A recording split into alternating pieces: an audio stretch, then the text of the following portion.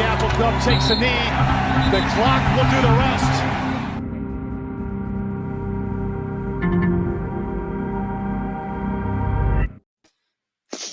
Welcome back to the live Couch Jam podcast, Cougs on the Couch. We're going to freestyle a little bit at the beginning, but we're also going to talk through the Pac-12 versus Mountain West mediation that is currently going on in court. There's the 5+1 college football playoff model, which is across the headlines right now. And then talk through briefly if Washington State and Oregon State have a better chance at the college football playoff than their good buddies Cal and Stanford that left for the ACC recently. Calford. Yeah.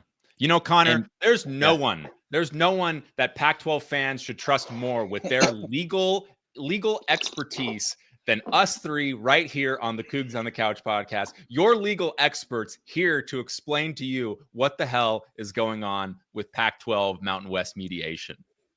We have had 2 lawyers on the podcast now, so we have some pretty good legal exposure. But our anyways, CV is looking pretty nice in the legal category.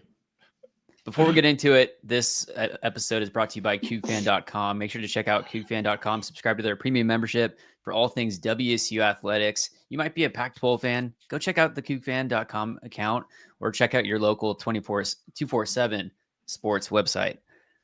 And if you didn't already know, I am a mortgage lender full-time when I'm not making these sports videos. Make sure to reach out if you're looking to buy, sell, or refinance on the West Coast, Washington, Oregon, California, Idaho, or Arizona. Got a cool mortgage calculator on the website you can check out if you want to run some numbers. And Dylan, what do you do when you're not on the mic? Yep. I'm a residential solar salesman. So, folks, we have until the end of 2025 if you're looking to go the ownage route to still cash in a 30% federal tax credit. Give me a buzz. You can call or text me or email me. So to start things off, we're not going to talk Pac-12. We're not going to talk WSU. We're going to talk PNW.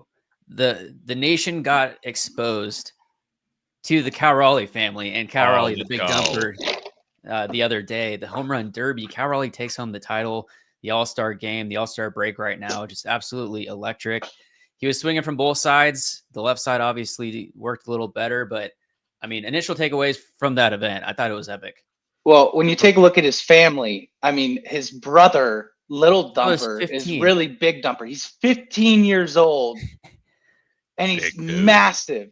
Also, take a look at the father here. Is that not the most stereotypical catching coach you've ever seen in my life? Short, stocky, goatee. I mean, little round too. You know, someone say goat?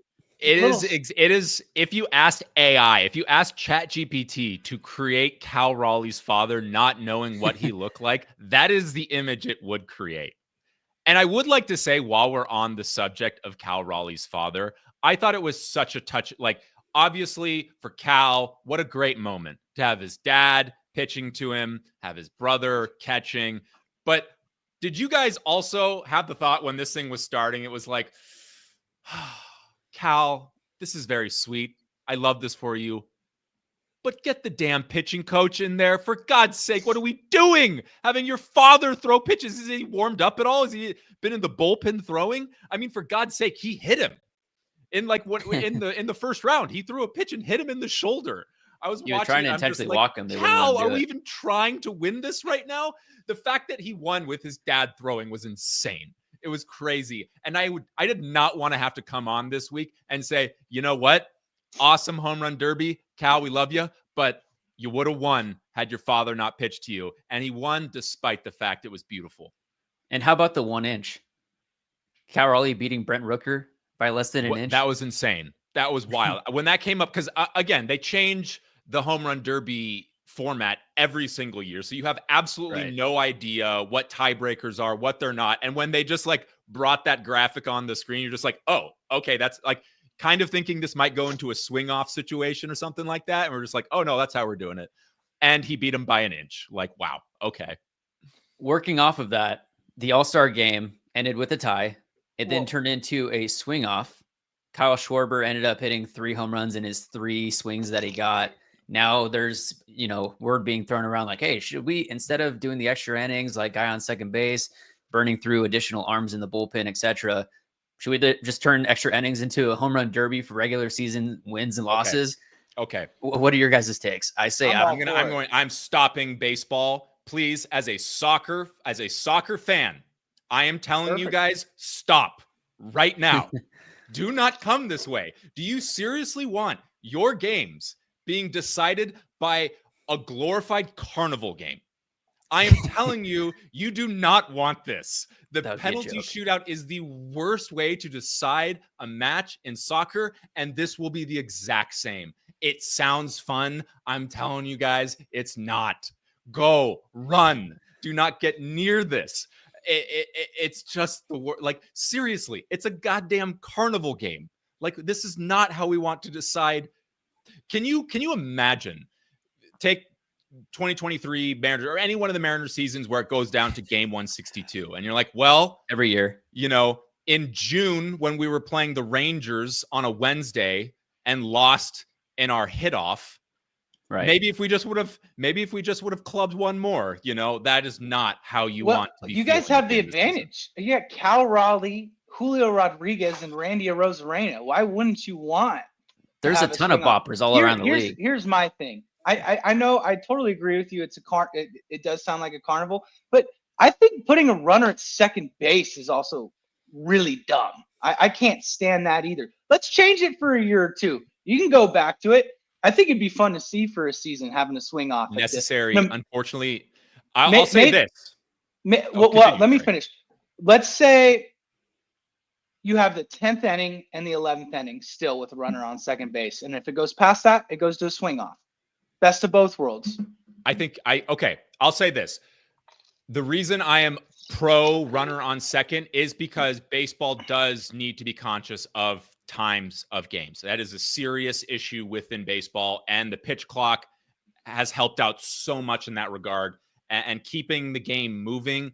Like, I know for us and maybe in like playoff situations, like a 16-inning game can be really dramatic, but like it is bad for the sport and keeping the game moving. So maybe that's how you could talk me back into sort of the swing off. But no, I'm pro runner on second. I think it's great. Also, another option is like you could expand rosters to where it's like you have an additional 2 or 3 arms that could sit there and they can only be used during extra innings type thing. I don't know. I think that extends games. Yeah. I am whatever keeps the game exciting, but it has to be moving. It has to be moving. And I think the runner on second really effectively achieves that, even if it does right now feels silly because it's still pretty new. Also, one thing I wanted to kind of go back to on the home run derby. Did you guys see what Mark James said on 93.3 KJR about Cal Raleigh? Re-rack it because I remember Jamie tweeted something and I was like, oh, okay. What was it again? So basically he goes, opinion. Cal didn't face anybody. There was no Shohei Ohtani. There was no Aaron Judge. There was no Pete Alonso, Bryce Harper, Ronald Acuna. And then Jamie retweets it and he goes, Junior Caminero has more home runs than Alonso, Harper, and Acuna, which is truthful. And Junior Caminero is having a great season, especially over the last fantasy month. Team. I'm aware. Same here. Cal's facing everyone in baseball this season and has more home runs than any of them. Bryce Harper has fewer home runs than Rowdy Tellez this year. Bryce Harper's also been hurt for 3 or 4 weeks, Jamie. That will not last very much longer. Why, again, does Mark James have a platform in Seattle? Now, this is a hot take. I thought Mark was correct. I thought Mark hit the nail on the head. He didn't face anybody. You had Jazz freaking because he's him. He is the conqueror. That's why he didn't face it. Like, everyone was saying, he's with Barry Bonds, like all these guys this year.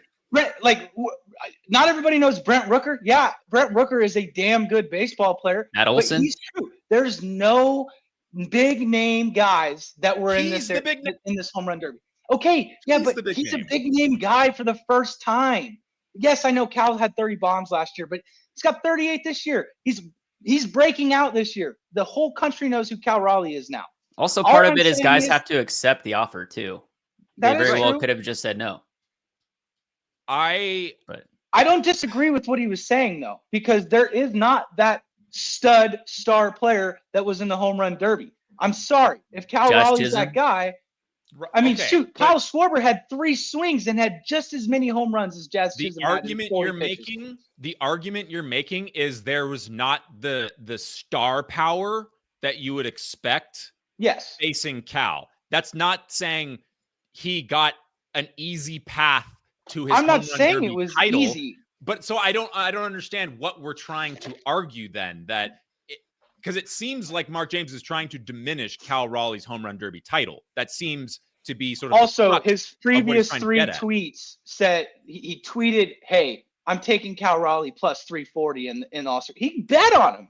I mean, I know, like that's fine. I understand that. But what he is trying to say is, yes, he won, but he won because he wasn't playing against stars. However, the point I'm trying to make is that really doesn't make any difference because, as Jamie mentioned, yes, Junior Caminero is not as big of a star as Pete Alonso, but Junior Caminero has more home runs than Pete Alonso this year. There are players who are not as big as stars as other players, but are producing at a higher clip. And so continue. I'm sorry. What? But there was no guy that has been in the Derby, been there, done that. Pete Alonso, vet in the Derby. Kyle Schwarber, vet in the Derby. Aaron Judge has done it before. I mean, I tend to somewhat agree with what Mark was saying, just in terms of star power. I don't think he was trying to diminish that Cal was in a lower. He's saying he won it, but against a bunch of scrubs, is what he's saying. That is Jazz what Chisholm, he's saying. 3 home runs, dude. Derby okay, champ, I mean, yeah, Brett Boone went and didn't hit a single home run, and he was probably on roids at the time. Like, that happens. That happens, you know? Like, I don't see, like, he is trying to say it was, yes, he won, but on like a weak year, which is diminishing the title. That is what he is doing. And I just think it's like, sure, there aren't as many names that I would recognize, but that doesn't mean the quality of the field is less than. I simply disagree with that. Classic fading the PNW teams players. Hey, I mean, he is. Well, speaking on Mark James, having a contrarian voice within the Seattle media market is, I don't know, but I feel like he's sort of been thrust into the position. Like, I don't think he chose this. Like, he sort of found himself as the kind of like pariah of Seattle sports media. And quite frankly, I only hear about him when it is something that is like a contrarian take. Yeah. So I don't know. Seems like he's had a little bit of a rough start to his go, but hey, I don't judge any of the media. I'm rooting for all of them. If you're watching this, let us know your thoughts in the comments below. Yeah. What are your thoughts on that? If you had some all-star thoughts. Now shifting to what the actual episode is about. I thank you for all of us that were sitting through that with us. Baseball talk. You guys, if you're still here with us now at this point, I would like to think that you kind of enjoy hanging with us. Like, come on. Aztec Mike has to catch up on some baseball. Yeah, he's got to catch up on go watch the Derby. The playback at the All-Star game. Yeah, Steven Strasburg's pitching Friday, Aztec Mike. All right, where are we going? Yeah, so getting into the Pac-12 versus Mountain West mediation, what exactly is going on? Well, in case you didn't hear, the Pac-12 has been poaching Mountain West universities, bringing them into the Pac-12, and there's various costs for doing so. In their agreements, essentially, these schools have to pay X amount of dollars to be able to leave the conference early. And so basically what's going on is that the Mountain West claims that the Pac-12 violated a scheduling agreement by adding these schools. The agreement stipulated that a $10 million fee for the first school added with an additional $500,000 for each subsequent school. So the second one would be 10.5, then 11 million. With 5 schools added, the total poaching penalties amounts to 55 million. On top of that, there are exit fees on top of the poaching penalties. So each of the departing schools is required to pay an exit fee to the Mountain West. The fees are estimated to be between 18 to 19 million per school. These fees are separate from the poaching penalties and are being contested by the schools through individual lawsuits. And so currently what just happened is that July 15th was a date to where they could agree or there would be a ruling in the courts. And so the Pac-12 and Mountain West failed to reach a settlement agreement during the mediation that began in May. A joint filing has been made to request a hearing on the pending motion to dismiss, scheduled for September 9th. The dispute obviously has significant implications for both conferences and their member institutions. That's a lot of money. I believe the number is like over $150 million that the Pac-12 could potentially have to pay the Mountain West if the courts side with the Mountain West. Separately, apparently the judges can also incur various fees. So like if the Mountain West were to lose moving forward, they can impose fees up to like 3 times some of these numbers. So the Mountain West, if they lose, there's like 2 sides of the coin. The Mountain West could win and could be forced to have the Pac-12 to pay them, or the Mountain West could even be charged fees from the court to pay the Pac-12, which sounds backwards, but that's just kind of what it is. So September 9th is going to be the date on the updates for the mediation. Any thoughts? Yeah, dense material. The one thing that I don't know if this is a takeaway or not, because it's tough to read into, but I was tuning into Mountain West Media Day the last couple of days, and Gloria Nevarez, the Mountain West commissioner, did say that they are putting a pause on Mountain West expansion right now until legal issues are resolved. My impression is, if I'm trying to sort of read the subtext here, is we can only continue with expansion if we know we have the money to do so, to go and pay, exit fees and stuff like that. Presumably that's what they would be looking at. And we cannot continue to do that if we are not 100% certain that money will be there. Is that them showing perhaps sort of a crack in the armor here, in that they're not confident, or they're not at least sure that they are going to be getting the money that they expect from the Pac-12? Could it be viewed as a win for the Pac-12 that the Mountain West is showing by saying they're not expanding anymore, that they're not sure? They're not sure how this is going to go. And I guess, not sure isn't, we don't think it's going to go well, but, maybe they're only 97% sure. So I don't want to read into it too much, but I did sort of make that observation of, wait a minute, what does that mean if they're pausing on their expansion search? That had pretty much just started, really. Because ultimately, it could be potentially in the $200 million range of a swing. Like if the Mountain West wins, exactly, they could get like $150 million, or if they lose, they could potentially pay fees. But if my understanding of this is correct, that it's likely, because I don't believe any of the presidents want this to go to trial, so it's likely that this will settle. Right. But what the number is, and if it's a much lower number than what they're expecting, how does that change sort of the chess pieces that they have for expansion? So I think it's,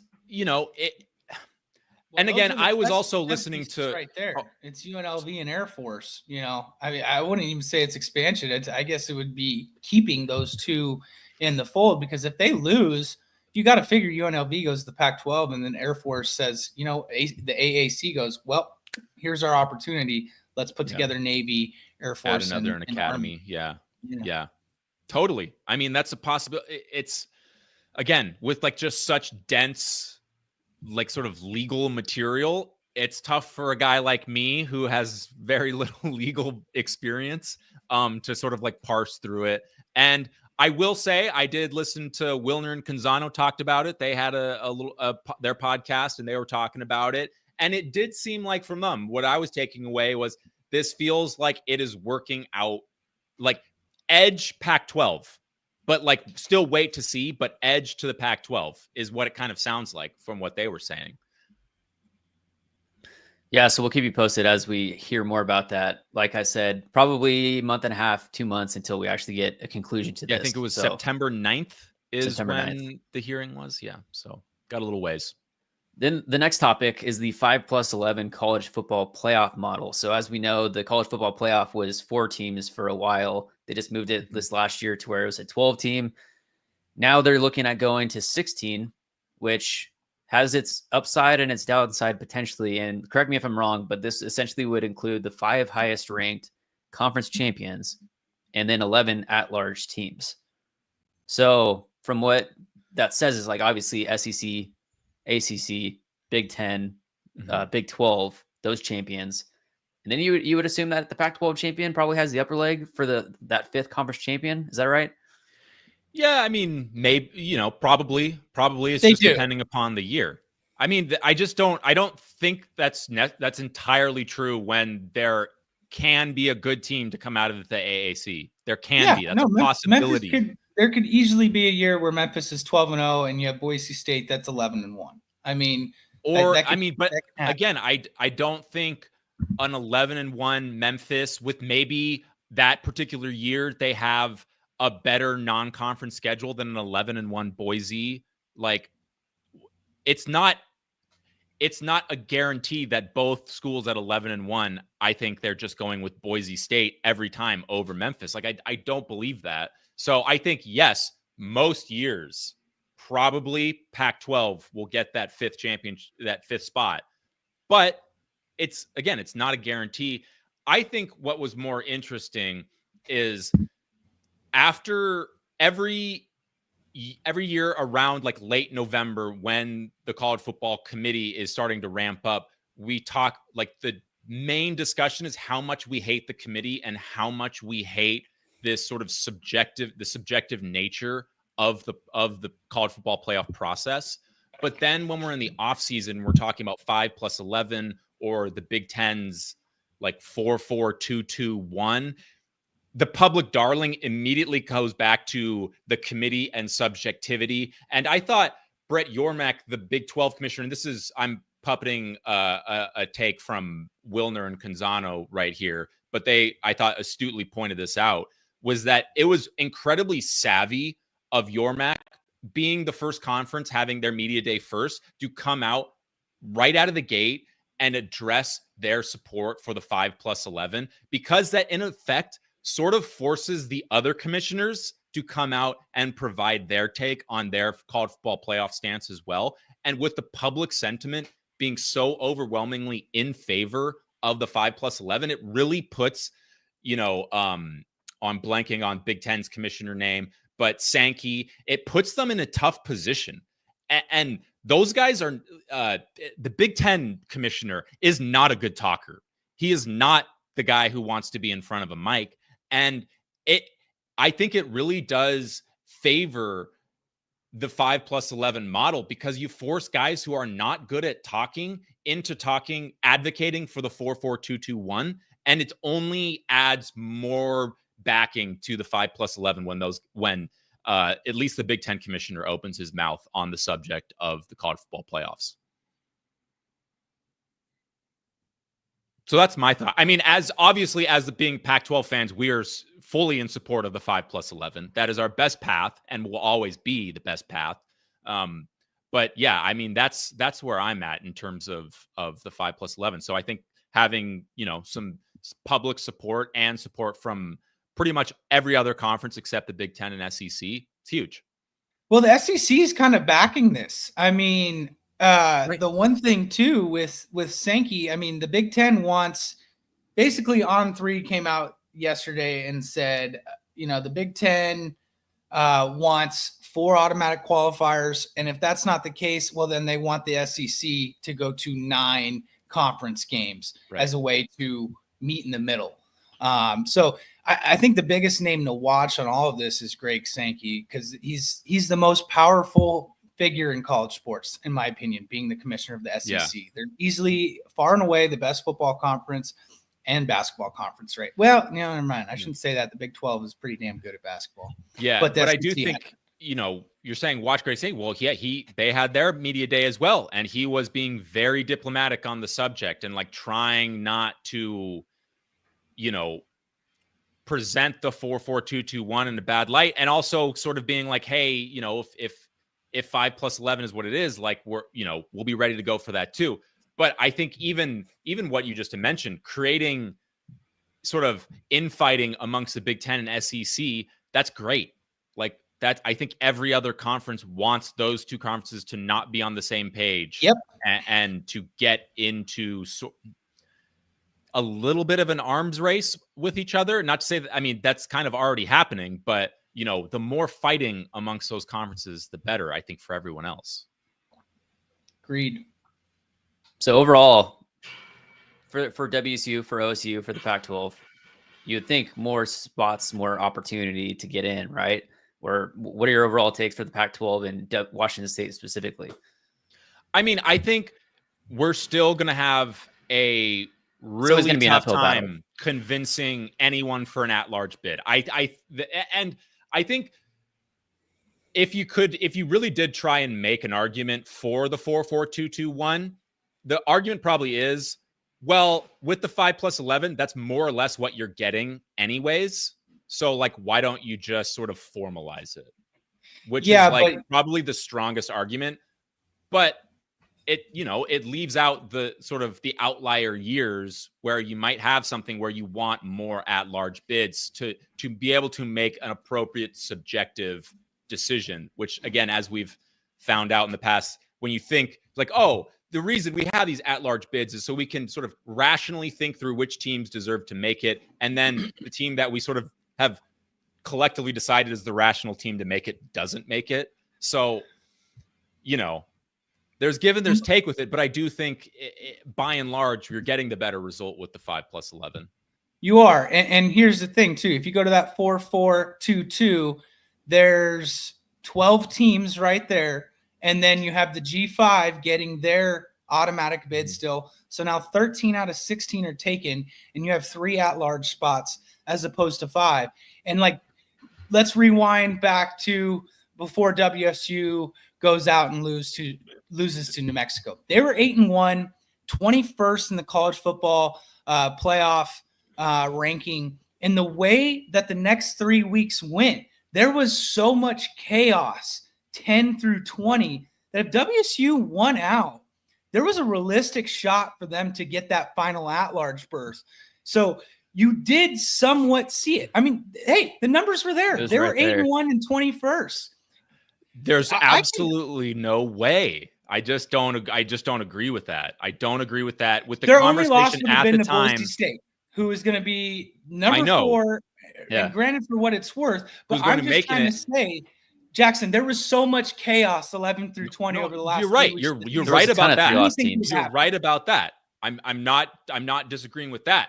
But what I am disagreeing with is the conversation at the time was it is an absolute farce that Boise State is getting the seed that they are getting. They should be much lower, even though they're getting an automatic spot through the 5th, the highest ranked, group of 5 team. How does that affect? Okay, so everyone is saying this is a farce. They should not be in this position. Oh, and now WSU is entering the conversation at 11-1. Oh, and they lost to Boise State. Their only loss at Boise State, though. But again, people are already saying Boise State, yes, they deserve to be here, but they deserve to be the finals, like the last seed. They don't. That's bullshit. They shouldn't have. Look, I can agree with people saying that they shouldn't have had a top 4 slot. But when you go at Oregon, and you should have essentially won that football game at Autzen. It was a 38-31 game.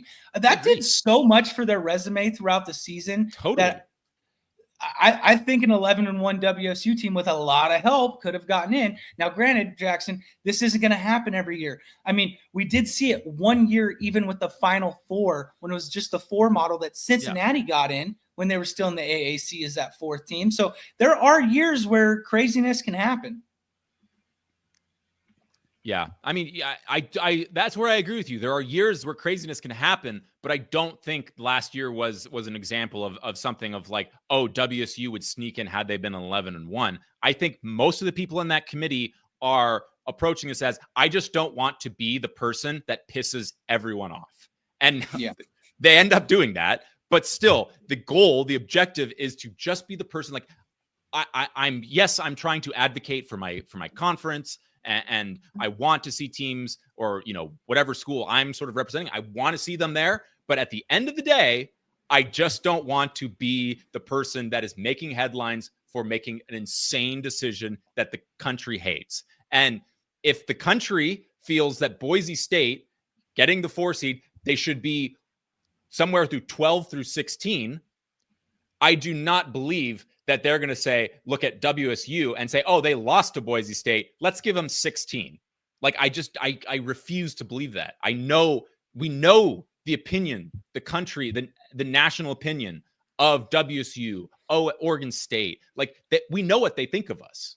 And I just refuse to believe that it would all change with us being 11-1 and they'd somehow now look at us like some sort of darling and they would thrust and they'd give us an at-large spot. I don't. And here's an opinion. A G5 team is getting an at-large without going. 100% agreed. 100% agreed. Great take, Rumbling CDS. I don't know. With 11 at-large bids, I disagree. I think a one-loss team can still get in. And just to clarify, the other format that we're talking about, the 4-4-2-2-1, is 4 automatic qualifiers for the SEC, 4 for the Big Ten, 2 for the ACC, 2 for the Big 12, 1 for the highest ranked Group of 5 champion, and then there would be 3 at-large spots. So it still would be 16 compared to the 5+11. But yeah, it'll be interesting to see how things play out. Yeah.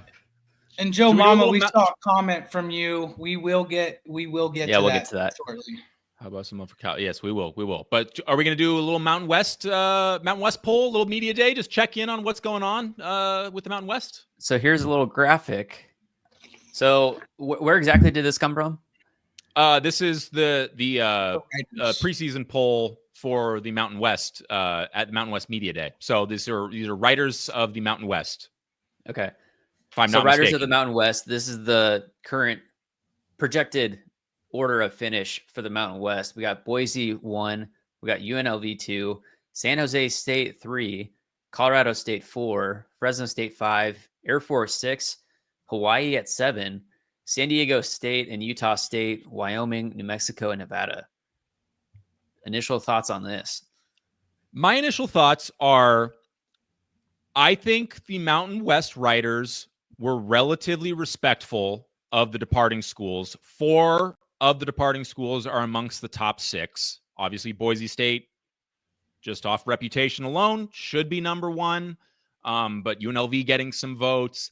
And then San Jose State, Colorado State, Fresno State, 3, 4, and 5. The one spot that I detected some major shade, though, was San Diego State and Utah State being ranked below Hawaii. I thought that was incredibly disrespectful.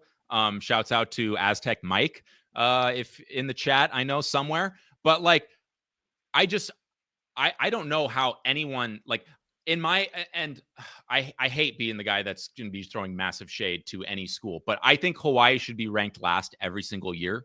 I think it should just be kind of just like Hawaii has to prove everyone wrong every year. It's just an incredibly difficult place to put together a winning program. We've been hearing the Timmy Chang head coach. We've been hearing this like, oh, this is going to happen for a long time. And I don't know if it's ever coming. So I just found that to be they need Rolovich back. Rolo might be their guy. Go pluck him from. Was he still in the UFL? I can't remember. He's at Cal now. He's at Cal. Oh, that's right. He's at Cal. That's right. He's he's in behind the scenes role. Cal. Completely forgot about that. I'm big on San Jose State this year. I think they got a pretty darn good team coming back. Walker Eget, their quarterback, fantastic. That could be a team that surprises this year and possibly could face Boise State in the conference championship. Yeah. You have the old Navy coach there, Ken. I'm not going to even try to enunciate the last name. Yes. But yeah, some interesting stuff. Colorado State, the top recruiting class this year in the Mountain West Conference. Jay Norvell, it's kind of fight or flight for him this season. I feel like the Rams need an 8-win season, and Jay Norvell needs that pretty badly. Fresno State, you bring in the North Dakota State head coach for a couple years, won a national championship up there, was with the USC coaching staff last year.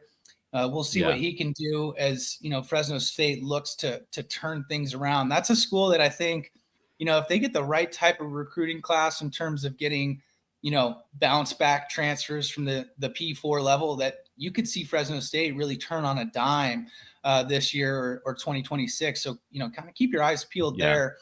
And then, San Diego State, Sean Lewis. Right. Is the hot seat, is it lukewarm right now for the guy? So it's going to be interesting to see what SDSU has going into this upcoming year. My sources are telling me that we need at least a bowl game this year from Sean Lewis. That's what I'm hearing. That's what I'm hearing with my well-connected sources. So, that's all I'll say. But I think we should talk about Boise State at the top and getting 35 of what looks like 39 votes.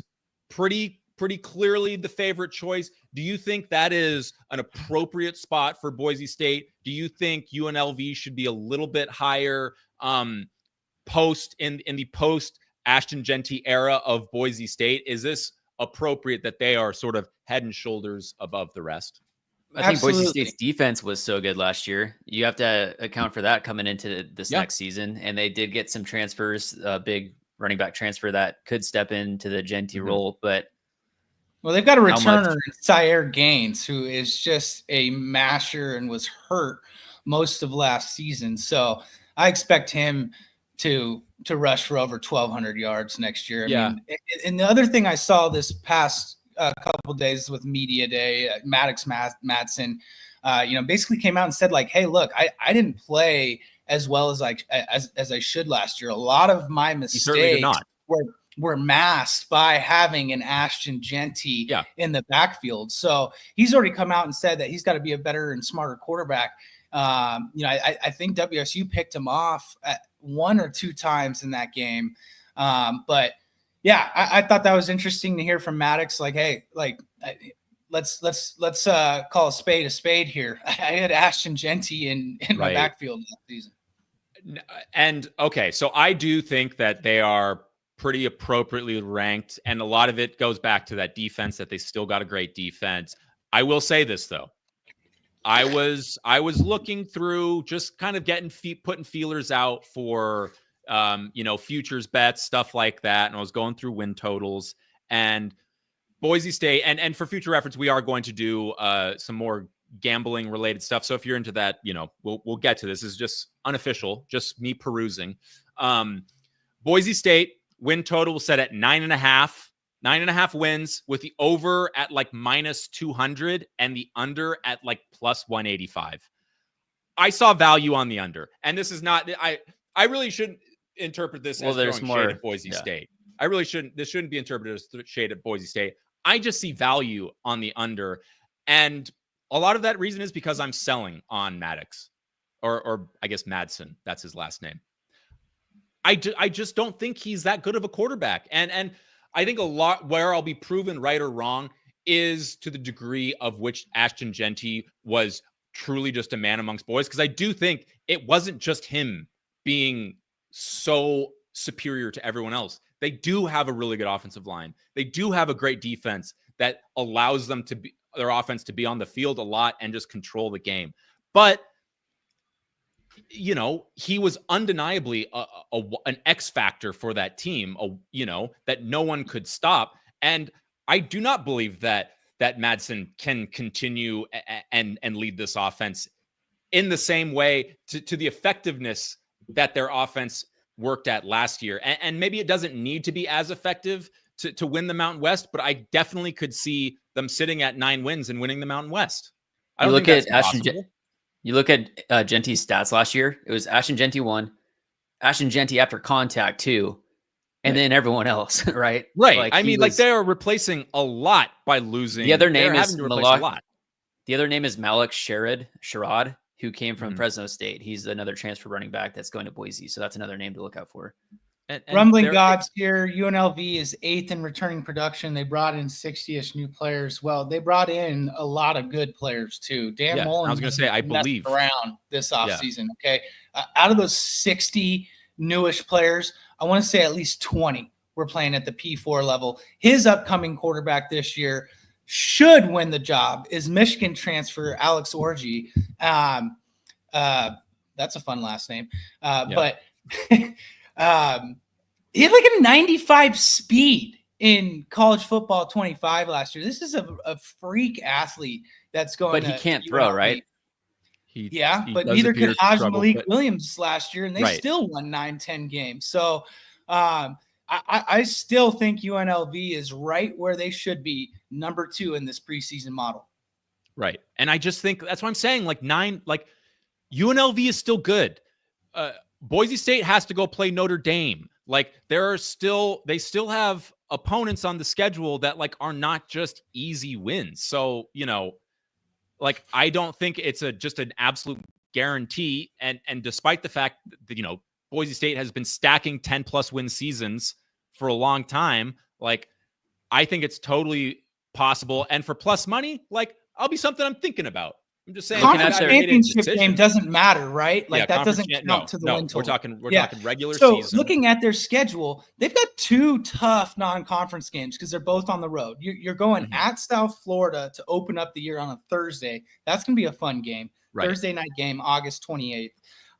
Then you're at home to Eastern. You go at Air Force, home against App State, and then you go at Notre Dame on October 4th. That's going to be a fantastic one. But I mean.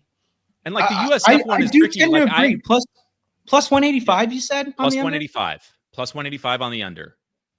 It's something I'm going to be monitoring. And that USF one was interesting because I was looking at the schedule too. And I noticed that too. And I'm like, is that I wouldn't say that's a very toss-up game. But yeah, I could totally see that going USF's way. And right out of the gate that, if they were to drop USF and I had under 9.5, I'd be feeling great. I'd be feeling really good about my chances. But again, I still have them to win the Mountain West. Please do not interpret this as me throwing a tremendous amount of shade, even though I said I'm selling on Maddox Madsen, which I am. But I still think they will be a very good team.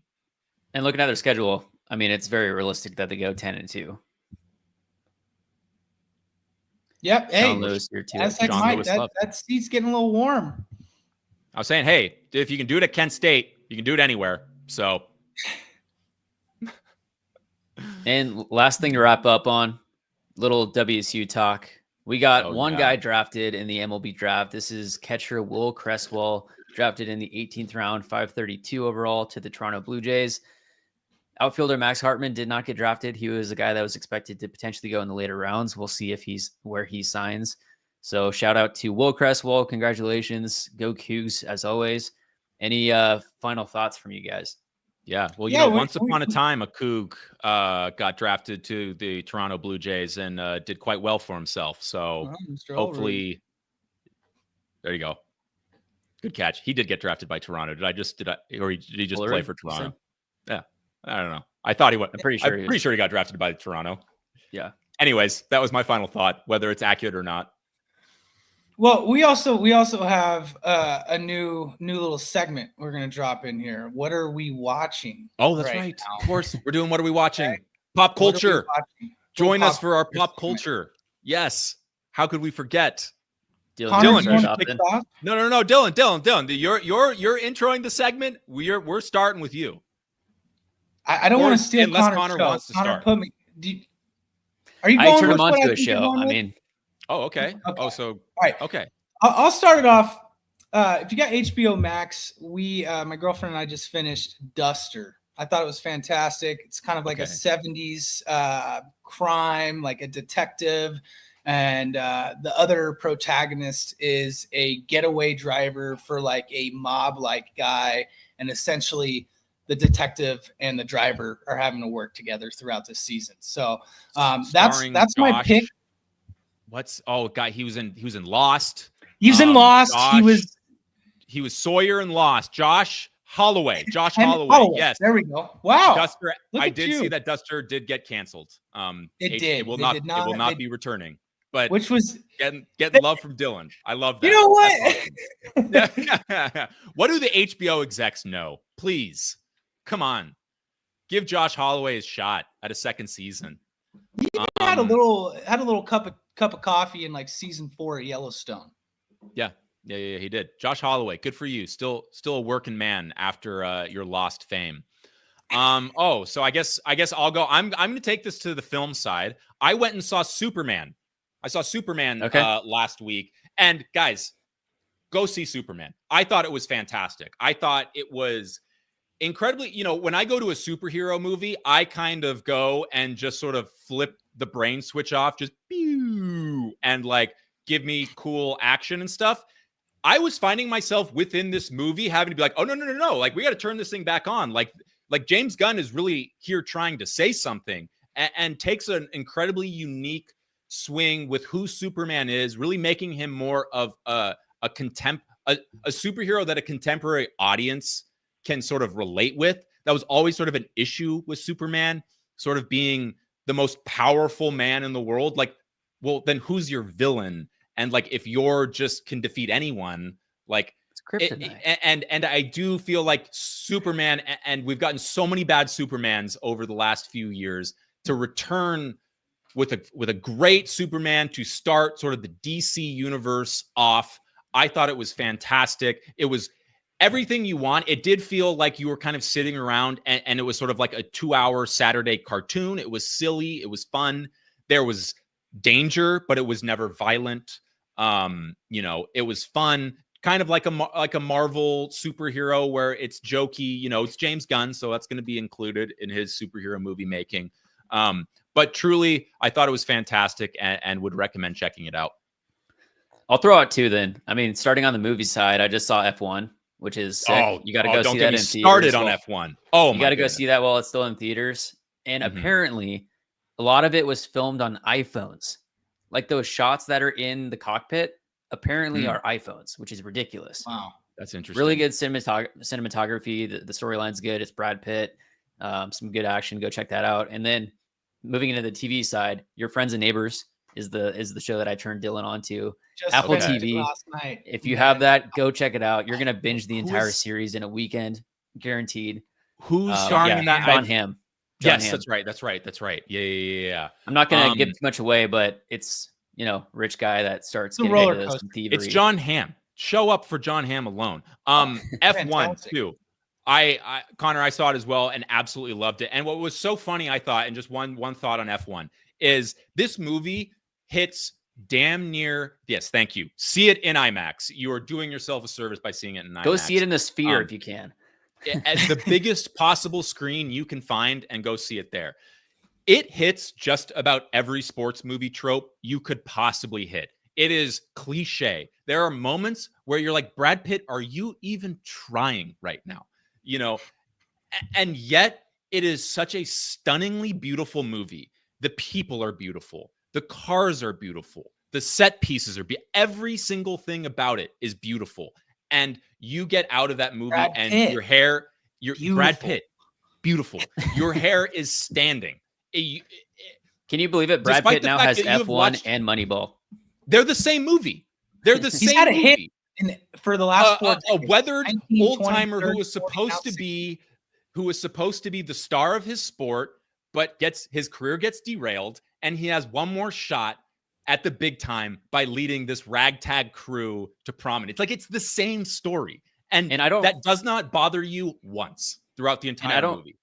And I don't follow F1 at all, but there are some other big name drivers like throughout the movie. I'm really curious on how they actually filmed it, because there's like Max Verstappen and Lewis Hamilton. So Lewis Hamilton was a producer. Yeah, he was a producer on the movie, and he got a quick cameo. But what was kind of nice about it is like they're just sort of saying that like you didn't see Max Verstappen. They're just referencing his name, and it does kind of help you sort of get into the movie a little bit by hearing real names instead of just sort of these fake driver names. Like, it does feel, and while I'm mentioning beautiful people, Javier Bardem as sort of the owner of Apex, he's in that.